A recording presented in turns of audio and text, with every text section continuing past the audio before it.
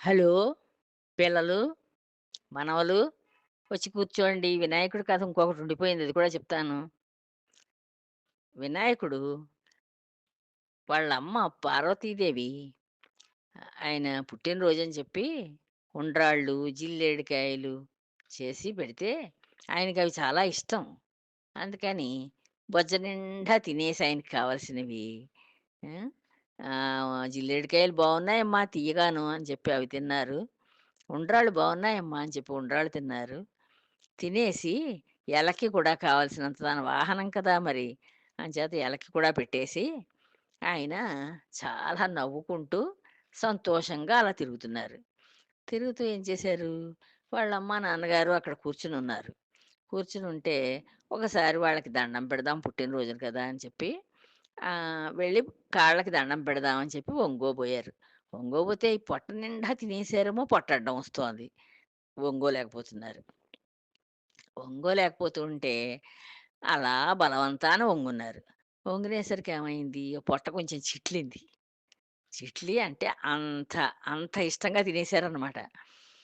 ఆ చిట్లి అందులోంచి ఈ బొజ్జలోంచి ఉండ్రాళ్ళు, జిల్లేడికాయలు దొర్లుకుంటూ బయటకొచ్చాయి.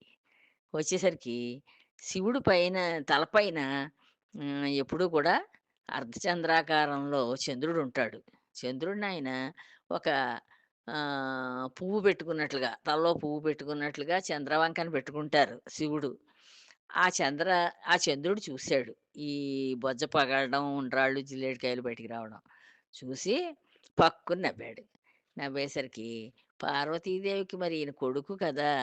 అందుకోసమని ఆహ్, "ఓరి చంద్ర నీ కంటి దృష్టితోటి నా కొడుక్కి దృష్టి దోషం తగిలి పొట్ట కూడా పగిలింది ఏకంగాను. అంచేత నువ్వు నిన్ను చూసిన వాళ్ళందరూ నీలాప నిందలతోటి బాధపడతారు" అని చెప్పి శపించేసిందావిడ. ఈ రోజుని ఎవరైతే నిన్ను చూస్తారో ఈ వినాయకుడి కథ విని అక్షింతలు వేసుకోకుండా ఎవరైతే నిన్ను చూస్తారో సాయంకాలం వాళ్ళకి నీలాప నిందలు రాగాక దాంతోటి బాధపడుగాక అని చెప్పి శపించేసింది.